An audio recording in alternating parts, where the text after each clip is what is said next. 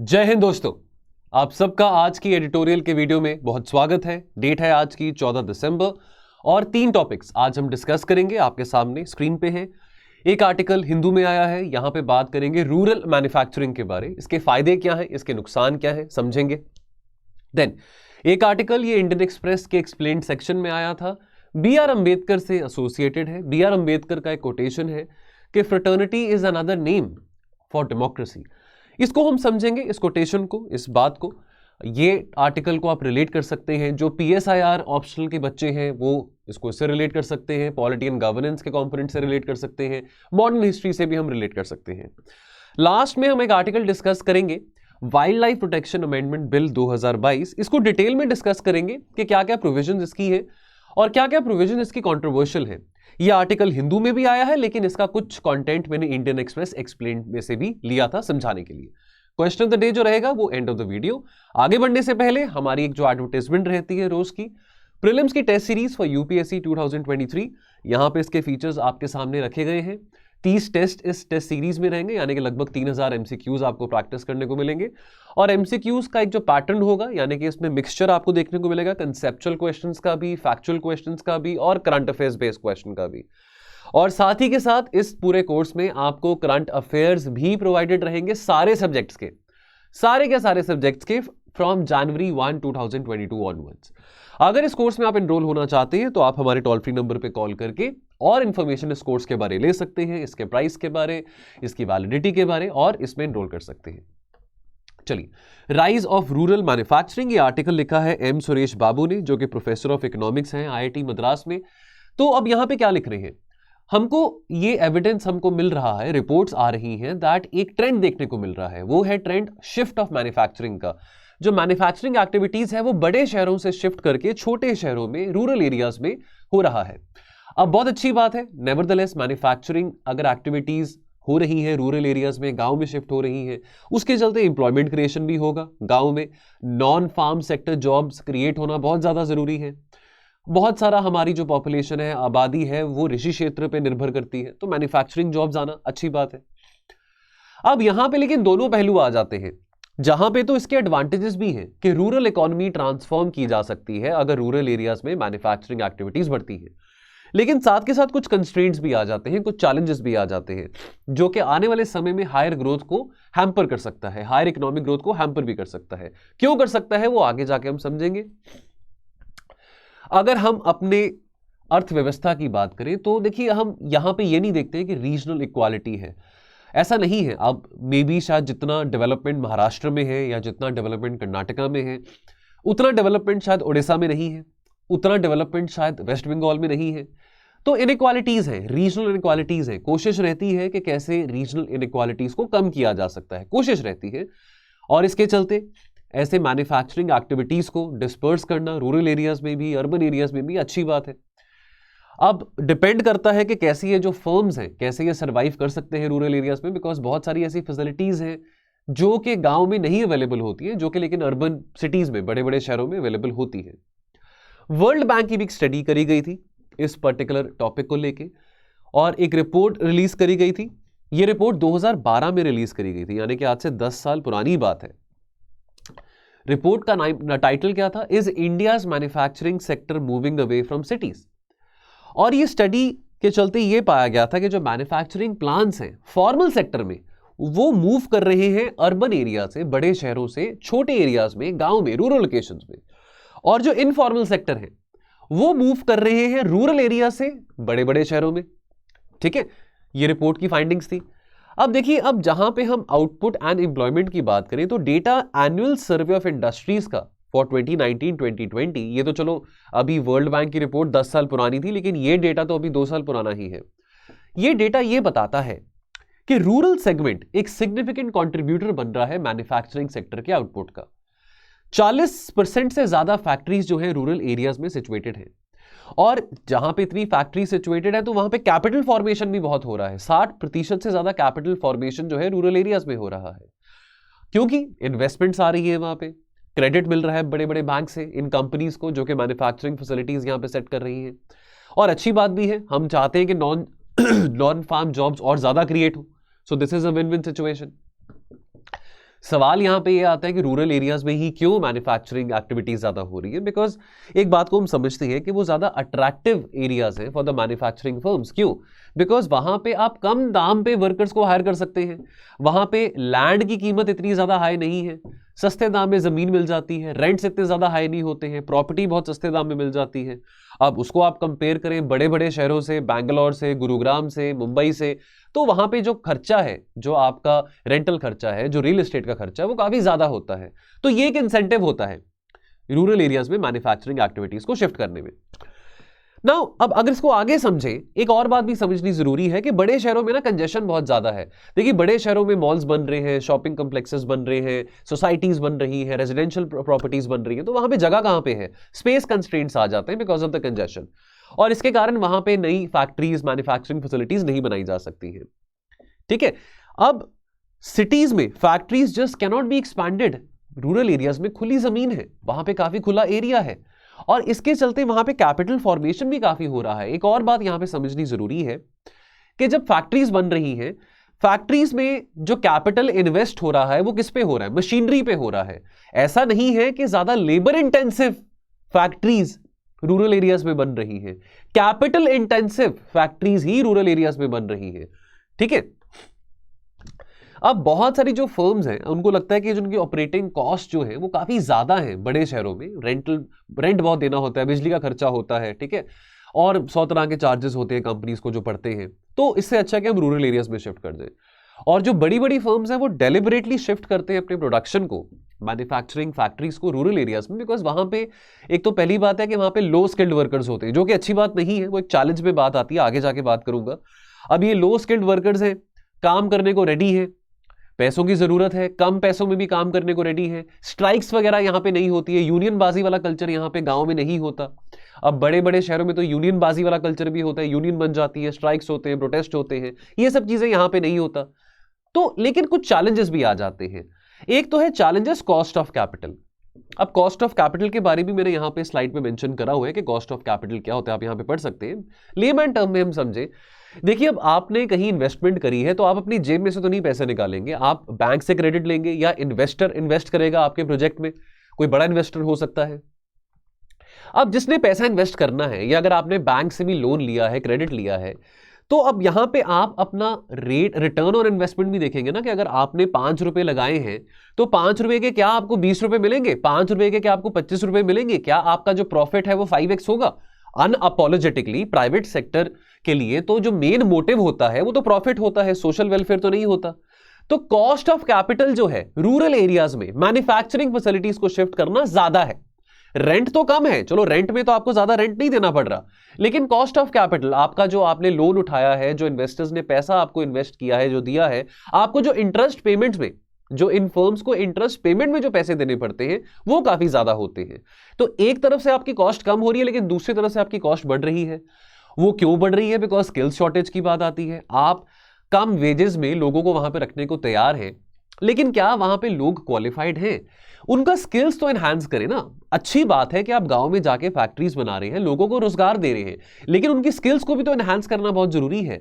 आज के टाइम पे कॉम्पिटिटिव वर्ल्ड है, मैन्युफैक्चरिंग की कुछ जरूरत है हायर स्किल्ड वर्कर्स की, लेकिन वहां पे तो लोअर स्किल्ड वर्कर्स हैं।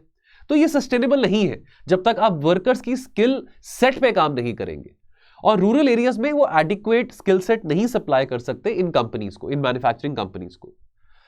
चलिए अगला आर्टिकल यहां पे हम बात करेंगे, ये वैसे आजकल ना इंडियन एक्सप्रेस एक्सप्लेन में बड़े अच्छे आर्टिकल्स होते हैं। वैसे सैटरडे को मेरी कोशिश रहती है कि इंपॉर्टेंट आर्टिकल्स जो है एक्सप्लेन सेक्शन में से वो आपके साथ में शेयर करूं। दोपहर को 12 बजे वीडियो भी आता है। आज के टाइम पे ना UPSC essentials Indian express explain में भी एक कॉलम आता है, तो अगर आपके पास सब्सक्रिप्शन है इंडियन एक्सप्रेस का तो इसको पढ़ते रहिए, क्योंकि यूपीएससी एसेंशियल है और BR अम्बेडकर से एसोसिएटेड है, तो ये आर्टिकल डिस्कस करना बहुत लाजमी है। अब यहां पे हम बात करेंगे महापरिनिर्वाण दिवस। अभी कुछ ही दिन पहले, आज से कुछ हफ्ते पहले की बात है, 6 दिसंबर को दुनिया भर देश भर में लोगों ने सेलिब्रेट किया, ऑब्जर्व किया महापरिनिर्वाण दिवस, यानी कि the death anniversary of the founder, of the architect of the Indian constitution, Baba Saheb Ambedkar. उनकी डेथ हुई थी दिसंबर 6, 1956 को। इससे ठीक 2 महीने पहले, अक्टूबर 14 की बात है, लगभग 2 महीने पहले उन्होंने बुद्धिज्म को, BR अम्बेडकर जी ने बुद्धिज्म को एम्ब्रेस किया था। परिनिर्वाण की बात करते हैं, यानी कि मुक्ति, निर्वाण अटेन करना from the the cycle of birth and death. ये हमने हिस्ट्री में पढ़ा हुआ है। अब हमारी कॉन्शियंस में, हमारे जमीर में अंबेडकर कहां पे रहते हैं? देखिए, अंबेडकर की जो राइटिंग्स हैं, चाहे आप यूपीएससी की तैयारी कर रहे हैं या आप नहीं भी कर रहे थे, लेकिन हम सबको पता है कि बी आर अम्बेडकर कौन है। और उन्होंने बहुत अपने पूरे लाइफ में, अपनी पूरी जीवनी में बहुत सारी किताबें लिखी है। उनकी स्पीचेस आज के टाइम पे भी आप पढ़ सकते हैं, सुन सकते हैं। खास करके उनकी लड़ाई रही थी कास्टिज्म को लेके। वो कहते थे कि मनुस्मृति को आग लगा दो, कि ये जातिवाद में बिलीव करना अच्छी बात नहीं है, कि डेमोक्रेसी, लोकतंत्र और जातिवाद ये चीजें एग्जिस्ट नहीं कर सकती हैं साथ के साथ। कि अगर आप कॉन्शियस हैं कि आप ब्राह्मण हैं, आप क्षत्रिय हैं, तो आप एक शूद्र के साथ हाथ नहीं मिला सकते हैं, या आप एक ऐसे स्कूल में नहीं जा सकते हैं, अगर आप ब्राह्मण हैं आप एक ऐसे स्कूल में नहीं जा सकते जहां पे आपका टीचर जो है वो शूद्र हो। तो ये सब बातों से आप आगे तो नहीं बढ़ सकते हैं। इन सब से लोकतंत्र का कोई फायदा नहीं है। तो आपको इन चीजों से उठना पड़ेगा, है ना। अब अगर हमने भाईचारा की भावना बढ़ानी है, हमने अगर सोशल जस्टिस की बात करनी है, चलो पॉलिटिकल जस्टिस तो मिल गया कि आप वोट कर सकते हैं, चाहे आप दलित हैं, चाहे आप किसी मर्जी मजहब के हैं, चाहे आप ब्राह्मण हैं, चाहे आप कुछ भी हैं, वोट आप कर सकते हैं। लेकिन सोशल जस्टिस की बात जहां पे आती है, ये तो लोगों को ही हेल्प एक दूसरे की करनी पड़ेगी, फ्रेटर्निटी की भावना बढ़ाने से। फ्रेटर्निटी यानी कि भाईचारा, ब्रदरहुड की भावना को बढ़ाने से, ताकि हम इससे ऊपर उठ सके। तो एनिहिलेशन ऑफ द कास्ट एक किताब थी जो कि बी आर अम्बेडकर ने लिखी थी। अबॉलिश कर दो, खत्म कर दो इस कास्ट सिस्टम को, तभी हम आगे बढ़ पाएंगे।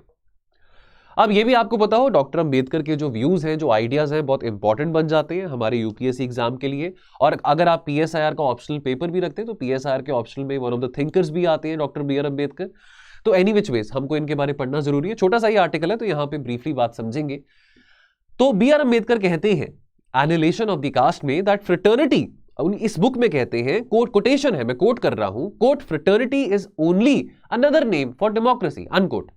कि ये जो बात फ्रेटर्निटी की हमारे प्रियम्बल में भी लिखी गई है, ये तो दूसरा नाम ही है लोकतंत्र का। एक आइडियल सोसाइटी, एक आइडियल सोसाइटी क्या है?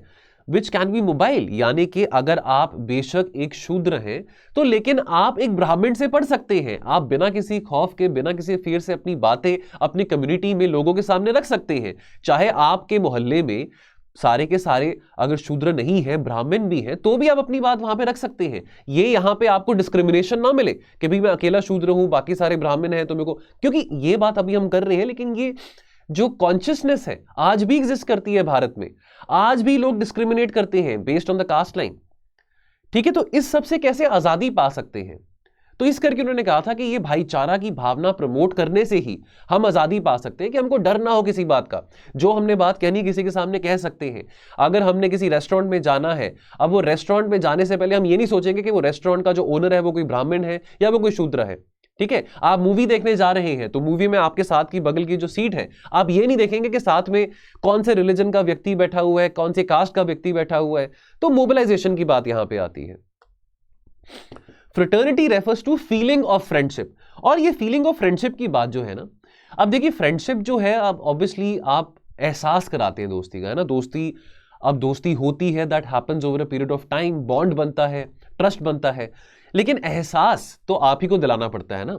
अब वो समाज में एक दूसरे के साथ अगर हम एक दूसरे को एहसास ना दिला पाए, और ये इस तरह के वर्ड्स हम किताबों में पढ़ते रहे, यूपीएससी की तैयारी में पढ़ते रहे, उसका कोई फायदा नहीं है। आपको एहसास कराना पड़ेगा उस भावना को, ठीक है, तभी हम मुक्ति पा सकते हैं इस पूरे के पूरे फसाद से।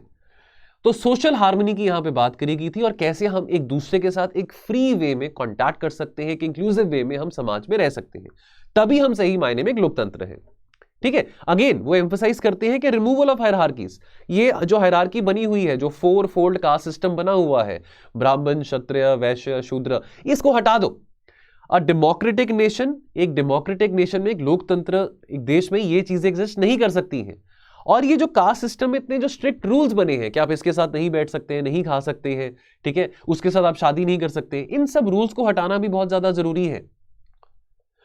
सोशल एंड ऑस्मोसिस की यहां पे बात की जा रही है, यानी कि मिलना जुलना, ठीक है, मिलना जुलना, मिक्सअप होना, freedom to move about and through different groups in society, ताकि हम अपनी एसोसिएशन बना सके लोगों के साथ, हम फ्री हो सके कि हम किसी मर्जी के साथ एसोसिएशन बना सकते हैं, उसका धर्म जो मर्जी है, जेंडर जो मर्जी है, जाति जो मर्जी है। जस्ट बिकॉज एक पर्टिकुलर व्यक्ति एक ब्राह्मण फैमिली में पैदा हुआ था या हुई थी, या एक पर्टिकुलर व्यक्ति एक शूद्र फैमिली में पैदा हुआ या हुई थी, डजंट मीन कि वो अच्छे दोस्त नहीं बन सकते हैं, डजंट मीन कि वो आगे जाके शादी नहीं कर सकते हैं, डजंट मीन कि वो एक स्कूल या एक कॉलेज में नहीं पढ़ सकते हैं, डजंट मीन कि वो एक जॉब नहीं कर सकते हैं। ऐसी बातें नहीं होनी चाहिए। और हमारे प्रेम्बल की भी बात करें तो फ्रेटर्निटी जो है that is enshrined as the core value हमारे संविधान में। और प्रियम्बल स्पेसिफाई करता है कि नेशन को सिक्योर करना पड़ेगा केवल अपना पॉलिटिकल और इकोनॉमिक जस्टिस नहीं, लेकिन सोशल जस्टिस भी। और सोशल जस्टिस को अटेन करने के लिए, अचीव करने के लिए फ्रेटर्निटी की भावना को बढ़ाना बहुत ज्यादा जरूरी है। और अंत में एक बात हम समझे कि बाबा साहब अंबेडकर को यह भी लगता था, जो कि सही भी है, कि अगर भाईचारा की भावना भारत में बढ़ती है तो केवल कास्टिज्म नहीं, लेकिन हम कम्युनलाइजेशन और पोलराइजेशन की पॉलिटिक्स से भी हम डील कर सकते हैं। लेकिन अब हमको यह भी पता है कि कम्युनलाइजेशन और पोलराइजेशन दोनों ही चीजें आज भी, हालांकि हमको 75 ईयर्स हो चुके हैं, लेकिन आज भी ये बातें हमारे देश में, हमारे समाज में एग्जिस्ट करती हैं। तो अगेन एम्फेसिस कहां पे जाता है? भाईचारा, फ्रेटर्निटी को बढ़ाने में। लास्ट आर्टिकल यहां पे बात करेंगे conservation bill that endangers forest rights. अब मैंने इसमें से जो कंटेंट आपके सामने रखा है, ये 9 दिसंबर को राज्यसभा में पास किया गया था। इंडियन एक्सप्रेस एक्सप्लेन में भी इसको लेके काफी कवरेज करी गई थी। तो कुछ बातें हम समझेंगे उस आर्टिकल में से भी और कुछ बातें इस आर्टिकल में से भी समझेंगे जो हिंदू में यहां पे आज आया है। बहरहाल आपको यह बताना चाहता हूं कि wild life protection amendment bill 2022, इसको लास्ट थर्सडे 9 दिसंबर को राज्यसभा में पास करा गया था। अब यहां पे दो मुद्दे सामने आते हैं, जिसके चलते थोड़ा सा यहां पे स्क्रूटनी जरूरी बनती है, थोड़ा इसको व्यू करना, इंट्रोस्पेक्ट करना जरूरी बनता है। एक तो आता है कि जो कैप्टिव एलिफेंट्स है, यानी कि हाथियों को जो बंदी बनाया हुआ है। देखिए, हाथी को बंदी बनाना कोई बुरी बात नहीं अगर उसकी कंजर्वेशन कर रहे हैं, ठीक है, अगर उसको हम प्रोटेक्ट कर रहे हैं। ऐसा नहीं कि हाथी को बंदी बना के उसको रोटी नहीं दे रहे हैं, खाना नहीं दे रहे हैं, ऐसी बात नहीं है। लेकिन जो मुद्दा आता है सामने इंट्रोस्पेक्ट करने वाला, कि ट्रांसफर ऑफ कैप्टिव एलिफेंट्स का, एक तो ये मुद्दा सामने आता है कि transfer of live captive elephants क्या ये होना चाहिए कि नहीं होना चाहिए। और दूसरी बात जो आती है, जो कि एब्सोल्यूट पावर केंद्र सरकार को दी गई है कि वो डिक्लेयर कर सकते हैं कि कौन सा जानवर, कौन सी स्पीशीज वर्मिन है। वर्मिन यानी कि देखिए वो स्पीशीज, अब वो चूहा भी हो सकता है, वो मंकी भी हो सकता है, ठीक है, वो नीलगाय भी हो सकता है, कोई बैल भी हो सकती है। वर्मिन यानी कि वो जानवर जो कि एग्रीकल्चर के लिए खतरा है, लाइफ स्टॉक के लिए खतरा है, ठीक है, या उसकी उस जानवर की आबादी ज्यादा होने से कोई बीमारी फैल सकती है, तो उस स्पीशीज को वर्मिन डिक्लेयर किया जाता है। और वर्मिन डिक्लेयर करने के बाद फिर क्या फैसला किया जाता है? Culling of vermin. यानी कलिंग की जब हम बात करते हैं, यानी कि उसको स्लॉटर कर देना, ठीक है, उस पर्टिकुलर जानवर का स्लॉटर कर देना। लोकसभा ने ये जो बिल था अगस्त 2022 में क्लियर कर दिया था। अब हम थोड़ा सा पहले इसकी स्टोरी समझे, बैकग्राउंड समझे। 1897 में एलिफेंट्स प्रिजर्वेशन एक्ट प्रोहिबिट करता था द किलिंग और capture of the wild elephants. जब तक आप सेल्फ डिफेंस में किसी हाथी के साथ, अब मैन एनिमल कन्फ्लिक्ट की बात आती है ना, मैन एनिमल कन्फ्लिक्ट में अगर आपने अपने आप को बचाना है, कोई वाइल्ड एलिफेंट है, आपके ऊपर खतरा है, आपको मार रहा है, या आपकी कम्युनिटी में लोगों के साथ बड़ा वायलेंट हो रहा है, तो आप रिटेलिएट कर सकते हैं, लेकिन वो भी तब अगर लाइसेंस आपको इशू करा गया है बाय द डिस्ट्रिक्ट कलेक्टर, ठीक है। 1927 में इंडियन फॉरेस्ट एक्ट ने लिस्ट किया था एलिफेंट को एज अ कैटल, और तब उस वक्त फाइन कितना, जुर्माना कितना था उसको मारने का, हाथी को मारने का? 10 रुपए का। चलो उस वक्त 10 रुपए भी बहुत बड़ी चीज होती थी। अब वाइल्ड लाइफ प्रोटेक्शन एक्ट 1972 क्या कहता है? वो कहता है, ये वाइल्ड लाइफ प्रोटेक्शन एक्ट 1972 ये कहता है कि हाथी या बैल या ऊंट या गधा या घोड़ा या खच्चर, जिसको म्यूल कहते हैं, वो एक वाहन की तरह है, व्हीकल है। और लेकिन हाईएस्ट लीगल प्रोटेक्शन 1977 में किसको मिली थी? एलिफेंट को। In fact elephant is the only animal in the wildlife protection act schedule 1 that can still be owned legally bye means of inheritance, यानी कि आपको आपके फादर ने, आपके ग्रैंडफादर ने आगे वो पास ऑन करा है, या थ्रू गिफ्ट। ये बात आपको पता हो, प्लीज इसको नोट कर लेना। फैक्चुअल चीजों को भी हम समझे जब हम ये बातें पढ़ रहे हैं। अब 2003 में जो सेक्शन 3 था वाइल्ड लाइफ प्रोटेक्शन एक्ट का, उसके चलते बहुत कैटेगोरिकली बात मेंशन करी गई थी कि ट्रेड नहीं होगा, prohibited trade in all captive wild life. Captive wild life यानी कि जिसको, जिस जानवर को बंदी बनाया गया है उसके कंजर्वेशन के लिए, ताकि उसको बाहर ओपन में खतरा ना हो, तो उसका ट्रेड नहीं होगा। जो कोई जानवर कैप्टिव स्टेट में है उसका ट्रांसफर नहीं होगा, उसका ट्रेड नहीं होगा without the permission of the concerned chief wild life warden. अब इस वाइल्ड लाइफ प्रोटेक्शन एक्ट में एक अमेंडमेंट करा गया था 2021 में, जहां पे एक एक्सेप्शन डाली गई थी सेक्शन 43 में, सेक्शन 3 में। This section shall not apply to the transfer और transport of any live elephant by a person having a certificate of ownership. यानी कि जिस व्यक्ति के पास एक सर्टिफिकेट ऑफ ओनरशिप है, तो वो व्यक्ति अगर चाहे तो वो एक कैप्टिव एलिफेंट को, एक लाइव एलिफेंट को ट्रांसफर कर सकता है, ट्रेड कर सकता है, बट बशर्ते कि अगर उसके पास सर्टिफिकेट ऑफ ओनरशिप है based on some criteria, some conditions which is laid down by the central government. अब एक अमेंडमेंट 2022 में करी। अब देखिए, अब पार्लियामेंट की जो स्टैंडिंग कमेटी थी, जो कि इस बिल को एग्जामिन कर रही थी, बिल को क्लॉज बाय क्लॉज डिस्कस कर रही थी, और उसके अलावा काफी सारे जो एनिमल कंजर्वेशन ग्रुप्स थे, उन्होंने ये रेकमेंड करा कि आपने जो यहां पे क्लॉज रखा है कि भाई जिसके पास सर्टिफिकेट ऑफ ओनरशिप है वही व्यक्ति ट्रांसफर कर सकता है या ट्रांसपोर्ट कर सकता है किसी लाइव एलिफेंट को, ये केवल आप टेंपल एलिफेंट्स तक सीमित रखें। जो एलिफेंट्स जो हैं, जो हाथी जो हैं, जो मंदिर में जो काम आते हैं, सिर्फ वहीं तक आप सीमित रखें। यानी कि एलिफेंट्स को अगर रिलीजियस पर्पसेस के लिए ट्रांसफर करना है, ट्रेड सेंड करना है या गिफ्ट किसी को देना है, तो वहां तक ठीक है, लेकिन उसके बियॉन्ड नहीं। हुआ क्या, अब 2022 में जो अमेंडमेंट करी, इसमें यहां पे एक और कॉन्ट्रोवर्शियल लाइन सरकार ने ऐड कर दी कि भाई जिस व्यक्ति के पास सर्टिफिकेट ऑफ ओनरशिप है based on the prescriptions, based on the guidelines bye the central government and state government, वो व्यक्ति हाथी को ट्रांसफर कर सकता है।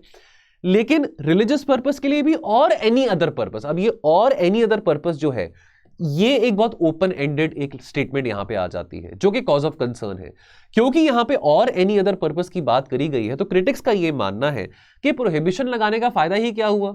एलिफेंट को आपने वाइल्ड लाइफ प्रोटेक्शन एक्ट में शेड्यूल 1 में रखा है, तो इसको अगर आप फिर भी और एनी अदर पर्पस के लिए आप उसको ट्रांसफर करेंगे किसी लाइव एलिफेंट को, किसी कैप्टिव एलिफेंट को, तो जो पर्पस जो है, अगर हमने एलिफेंट को, हाथी को वाइल्ड लाइफ प्रोटेक्शन एक्ट में रखा ही क्यों है। और इसके चलते बहुत ज्यादा इलीगल ट्रेड होगा अंडरग्राउंड। अब वर्मिन कन्फ्लिक्ट की बात आती है। देखिए, अब जो डैमेज ऐसे कुछ जानवर होते हैं, चाहे वो नील गाय की बात करें, चाहे वो हम मंकीज की बात करें, चाहे वो चूहों की बात करें, रैट्स की बात करें, तो अब डेफिनेटली कई बार ऐसे जो जानवर हैं वो काफी हद तक नुकसान पहुंचाते हैं फसल को। काफी सारे जानवरों के कारण बीमारियां भी हो जाती हैं। अब अगर फसल को नुकसान पहुंचता है तो किसान के लिए बहुत चिंता का विषय है, उसके लिए बहुत बड़ा चैलेंज है, बिकॉज उसकी तो रोजी रोटी का सवाल है। 1972 से वाइल्ड लाइफ प्रोटेक्शन एक्ट ने आइडेंटिफाई करा है फ्रूट बैट्स को, कॉमन क्रोस को, रैट्स को एज वर्मिन या न्यूसेंस एनिमल, जो कि बहुत सिरदर्दी बनते हैं किसानों के लिए। यानी कि वो जानवर जो कि बीमारियां भी फैला सकते हैं या क्रॉप्स को भी डिस्ट्रॉय कर सकते हैं। They are not protected under the wildlife protection act. वैसे काफी सारे जो वर्मिन एनिमल्स हैं वो शेड्यूल 5 और शेड्यूल 6 में आते हैं। अब section 62 of the wildlife protection act की हम बात करें, अब इसके चलते under the section 62 of the WLPA, given sufficient reasons, any species other than those accorded the highest legal protection, वो कौन से जानवर होंगे जिनको हाईएस्ट लीगल प्रोटेक्शन मिली है। टाइगर की बात आ जाती है, एलिफेंट की बात आ जाती है, लेकिन वाइल्ड बोर या नीलगाय जो है उनको शेड्यूल 1 में वो जानवर हैं जिनको ज्यादा प्रोटेक्शन मिली है, हाईएस्ट लेवल ऑफ प्रोटेक्शन मिली है। नीलगाय या वाइल्ड बोर जो है वो शेड्यूल 1 में नहीं आते हैं। तो यानी कि section 62 of the wildlife protection act ये कहता है कि जो जानवरों को हाईएस्ट प्रोटेक्शन नहीं मिला, इस एक्ट के चलते उनको वर्मिन डिक्लेयर किया जा सकता है। यह पावर राज्य सरकारों के पास थी अंटिल 1991, जब एक अमेंडमेंट हुआ और यह पावर उसके बाद सेंट्रल गवर्नमेंट के पास चलेगी। सेंट्रल गवर्नमेंट का यह कहना था कि यह पावर हम अपने पास इस करके ले रहे हैं ताकि राज्य सरकारें unnecessarily large number of animals को एलिमिनेट ना करें, यह कह के कि वो वर्मिन है। अब नीलगाय इसको डिक्लेयर करा गया था एज वर्मिन अक्रॉस 20 डिस्ट्रिक्ट्स इन बिहार, ये 2015 की बात है। उसके बाद केंद्र सरकार ने मंकीज को भी डिक्लेयर किया था एज वर्मिन। शिमला की अगर हम बात करें, शिमला म्यूनिसिपैलिटी की बात करें, जिसके चलते काफी सारी फसल का नुकसान हुआ था, एग्रीकल्चर को काफी नुकसान पहुंचा था। This was the basic ground for which the monkeys were declared as vermin in Shimla. अब इसके चलते सेंटर स्टेट पॉलिटिक्स की बात आ जाती है। स्टेट्स का कहना है, केरल का जैसे कहना है, केरल रिक्वेस्ट कर रहा है केंद्र सरकार को कि वाइल्ड बोर्स को भी आप वर्मिन डिक्लेयर कर दो, वो भी हमारी फसल को काफी खराब कर रहे हैं। जो हमारे यहाँ पे किसान हैं वो तंग आ गए वाइल्ड बोर्स के कारण। लेकिन सेंट्रल गवर्नमेंट वाइल्ड बोर्स को वर्मिन डिक्लेयर नहीं कर रहा। अब यहां पे टसल आ जाता है कि पावर स्टेट गवर्नमेंट्स के पास भी होनी चाहिए। दूसरी बात, आपने वर्मिन कर दिया डिक्लेयर एनिमल को, सेंट्रल गवर्नमेंट ने कहा था कि वर्मिन डिक्लेयर करके आप उसकी कलिंग करेंगे, यानी कि उसका स्लॉटर हाउसेस में भेजेंगे जानवर को, ठीक है। तो इसके चलते तो सारे के सारे जानवर खतरे में ना आ जाएं, क्योंकि सेंट्रल गवर्नमेंट को एप्रीहेंशन था कि इस पावर का मिसयूज स्टेट गवर्नमेंट ना करे। लेकिन इस पावर का कंस्ट्रक्टिव यूज तो सेंट्रल गवर्नमेंट के द्वारा भी नहीं किया जा रहा। ये एक बात यहां पे एक पहलू समझने वाला आ जाता है। अब इस आर्टिकल में से क्या बातें हमारे सामने आई हैं? दो बातें हमने डिस्कस कर ली, एक तो कैप्टिव एलिफेंट के बारे, फिर हमने वर्मिन स्पीशीज के बारे।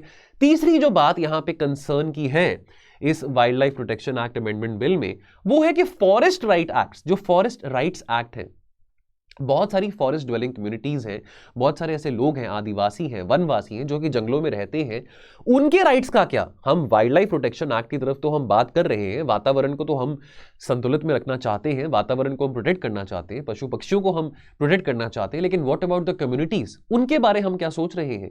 एक स्टडी करी गई थी by the criminal justice and police accountability project, और यहां पे अरेस्ट रिकॉर्ड्स को एग्जामिन करा गया था, एफआईआर्स को एग्जामिन करा गया था, ऑफेंस रिकॉर्ड्स को एग्जामिन करा गया था of the forest department in Madhya Pradesh. और यह पाया गया था कि ज्यादातर जो कम्युनिटीज हैं, जो अप्रेस्ड कास्ट कम्युनिटीज हैं, शेड्यूल्ड ट्राइब्स हैं, या जो फॉरेस्ट ड्वेलिंग कम्युनिटीज हैं, जो बहुत वल्नरेबल लोग हैं, उनको अक्यूज करा गया है बड़े बड़े वाइल्ड लाइफ रिलेटेड क्राइम्स के चलते। क्या वो इतने बड़े बड़े वाइल्ड लाइफ रिलेटेड क्राइम्स कर रहे हैं, इस बात को समझते हैं, यानी कि उनको क्रिमिनल का एक दर्जा दे दिया गया है, ठीक है। अब उनका क्या कसूर था? अब इन तरह के लोगों को, जो फॉरेस्ट ड्वेलिंग कम्युनिटीज हैं, शेड्यूल्ड ट्राइब्स, जो इस तरह की कम्युनिटी से जो लोग आते हैं, वो या तो लकड़ी इकट्ठा कर रहे हैं, या शहद इकट्ठा कर रहे हैं जंगलों में से, या मशरूम्स इकट्ठा कर रहे हैं। क्या ये बहुत सीरियस क्राइम है कि उनको आपने इतना बड़ा एक पनिशमेंट दे दिया वाइल्ड लाइफ प्रोटेक्शन एक्ट के चलते? Cases that were filed under the wildlife protection act did not pertain solely to serious offence of hunting. या तो हम कहें कि ये जो लोग हैं वो टाइगर का शिकार कर रहे हैं या एलिफेंट को मार रहे हैं, ऐसी तो कोई बात सामने आई नहीं थी।